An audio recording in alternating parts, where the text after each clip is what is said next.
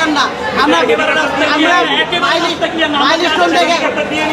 Milestone থেকে আসছি, উত্তরা থেকে ঢাকা মেডিকেল বন্ধ, রাস্তা ক্লিয়ার না। আইন শৃঙ্খলা বাহিনী যারা আছেন দয়া করে এখন পর্যন্ত রাস্তা ক্লিয়ার করে। আমাদের বাইকর যারা একটু রাস্তা 1 মিনিটের জন্য মারা যেতে পারে, রাস্তাটা ক্লিয়ার করেন আইন শৃঙ্খলা বাহিনী। এখন নাটক করার সময় না। আমরা উত্তর থেকে আসছি, মিনিমাম 2 ঘন্টা লাগছে। কেন? ট্রাফিকরা আমি নিজে দেখছি, যারা মোবাইল টিপতেছে।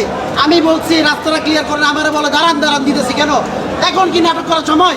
দয়া করে প্লিজ উত্তরা থেকে মাইলস্টোন থেকে ঢাকা মেডিকেল পর্যন্ত রাস্তাটা ক্লিয়ার করেন। আর বাকি গাড়ি অন্য জানি না কোনো কারণে আমি মাইলস্টোনে বলতেছি, রাস্তায় যদি আজকে আবার কোনো ভাই মারা যায়, পুরো বাংলাদেশ সমাজ যায়।